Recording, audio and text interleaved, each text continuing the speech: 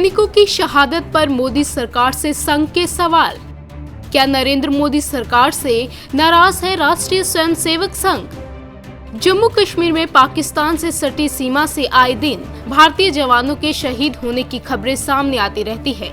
मोदी सरकार के शुरुआती 3 सालों के दौरान यानी मई 2014 से मई 2017 तक सिर्फ जम्मू कश्मीर में 812 आतंकवादी घटनाएं हुई। इन घटनाओं में जहां 62 नागरिक मारे गए जबकि 183 जवान शहीद हुए। इन आंकड़ों को सामने रख विपक्षी दल मोदी सरकार पर निशाना साध रहे हैं, लेकिन अब संघ ने भी सवाल उठाए हैं।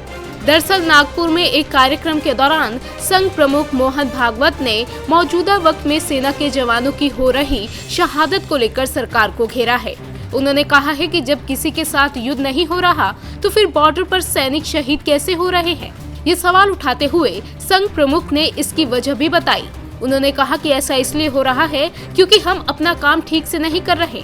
इस दौरान संघ प्रमुख ने आजादी के वक्त का भी जिक्र किया। मोहन भागवत ने कहा कि जब देश को अंग्रेजों से आजादी नहीं मिली थी तो उस दौरान वतन की स्वतंत्रता के लिए जान कुर्बान का दौर था, या फिर आजादी के बाद अगर कोई युद्ध हुआ या होता है तो वहाँ भी सीमा पर दुश्मनों से लड़ते हुए सैनिक अपनी जान की बाजी लगाते हैं और देश की सुरक्षा के लिए अपना सब कुछ कुर्बान कर देते हैं।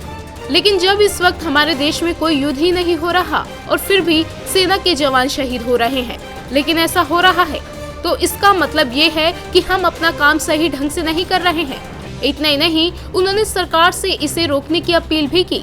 अब मोदी सरकार भले ही घाटी में आतंकियों के सफाई को लेकर अपनी पीठ थपथपा रही हो, लेकिन सैनिकों की शहादत पर सवाल उठाकर संघ ने विपक्ष को सरकार के दावों पर चोट करने का एक मौका जरूर दे दिया है।